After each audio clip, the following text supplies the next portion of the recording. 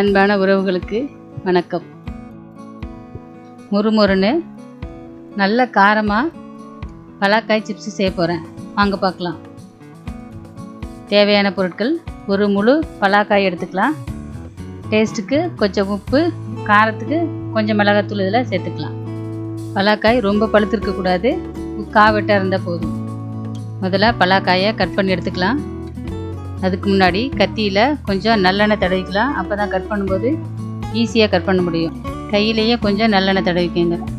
ஏன்னா அதோட பால் கையில் பட்டால் கொஞ்சம் பிசு பிசுன்னு இருக்கும், நம்ம கட் பண்ணுறதுக்கு ஈஸியாக இருக்காது. ரெண்டாக இப்போ கட் பண்ணியாச்சு. அதில் உள்ள அந்த பாலெல்லாம் நம்ம கொஞ்சம் டிஷ்யூ பேப்பர் வச்சு நல்லா துடைச்சி எடுத்துக்கலாம். கொஞ்சமாக நல்லெண்ணெய் கொஞ்சம் மேலாக தடவிக்கலாம். இப்போ உள்ளே இருக்க அந்த சதைப்பகுதியை கொஞ்சம் கட் பண்ணிவிட்டு உள்ளே இருக்க பலாச்சொலையை மட்டும் நம்ம தனியாக எடுத்துக்கணும். பலாச்சொலையை தனியாக பிரித்து எடுக்கிறது கொஞ்சம் சிரமந்தான், பார்த்து பக்குவமாக எடுங்க.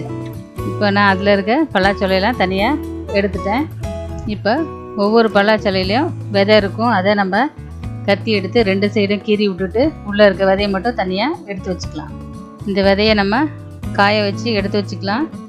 இதில் சமையலுக்கு கூட நம்ம இதை பயன்படுத்திக்கலாம், உடம்புக்கு ரொம்ப நல்லது. இந்த பலாக்கொட்டையை நம்ம சுட்டு சாப்பிட்லாம், வறுத்து சாப்பிட்லாம், சாம்பார் காரக்குழம்புக்கு போட்டு நம்ம சாப்பிட்லாம். இப்போ இதை இந்த மாதிரி சின்ன சின்னதாக கீறி நம்ம எடுத்து வச்சுக்கலாம். உங்களால் எவ்வளோ மெலிசாக கட் பண்ண முடியுமோ அந்த அளவுக்கு நம்ம மெலிசாக கட் பண்ணிக்கலாம். இப்போ அடுப்பில் ஒரு கடாயை வச்சுக்கலாம். கேஸ் ஆன் பண்ணிவிட்டு அதில் எண்ணெய் ஊற்றிக்கலாம். எண்ணெய் நல்லா சூடானதுக்கப்புறம் கட் பண்ணி வச்சுருக்க பலாக்காயை எண்ணெயில் போட்டுக்கலாம். எண்ணெயில் கிளறி விட்டுகிட்டே இருக்கணும். பலாக்காய் நல்லா வெந்து நல்லா பொன்னிறமாக வர வரைக்கும் நம்ம அதை வறுக்கணும். பலாப்பழம் பிடிக்காதவங்க கூட இந்த மாதிரி நீங்கள் சிப்ஸ் மாதிரி செஞ்சு கொடுத்தீங்கன்னா எல்லோரும் விரும்பி இதை சாப்பிடுவாங்க. பலாக்காய் நல்லா வெந்துட்டுருக்கு. ஃப்ளேமை கொஞ்சம் கம்மியாக வச்சுருங்க, ரொம்ப ஹை ஸ்பீடில் வச்சிடாதீங்க.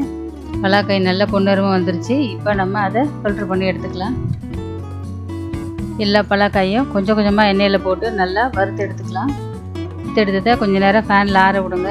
ஆறுனதுக்கப்புறம் ஒரு அகலமான பாத்திரத்தில் எல்லா சிப்ஸையும் ஒன்றா போட்டு கொஞ்சமாக உப்பு தூவிக்கலாம். காரத்துக்கு மிளகாத்தூள் போட்டுக்கலாம். இதை எல்லாத்தையும் ஒன்றா கிளறி விட்டுக்கலாம். நல்ல மொறுமொறுன்னு சிப்ஸ் ரெடி ஆயிடுச்சு. இதை நம்ம ஏர்டைட் கண்டெய்னரில் போட்டு நம்ம சேவ் பண்ணி வச்சுக்கலாம். இந்த சிப்ஸ் ஒரு மாதம் ஆனாலும் கெட்டு போகாது. இந்த மாதிரி சிப்ஸ் நீங்கள் வீட்டிலே செஞ்சு வச்சிங்கன்னா குட்டீஸ்லேருந்து பெரியவங்க வரைக்கும் விரும்பி சாப்பிடுவாங்க. இந்த சிப்ஸை நம்ம ஸ்நாக்ஸாகவும் சாப்பிட்லாம், சாதத்துக்கு நம்ம சைடிஷாகவும் சாப்பிட்லாம். ரொம்பவும் ஹெல்த்தியான டேஸ்டான காரசாரமான பலாக்காய் சிப்ஸு ரெடி ஆயிடுச்சு. வாங்க சாப்பிட்லாம். இந்த வீடியோ உங்களுக்கு பிடிச்சிருந்தா லைக் பண்ணுங்கள், ஷேர் பண்ணுங்கள், சப்ஸ்கிரைப் பண்ணுங்கள். தேங்க்யூ.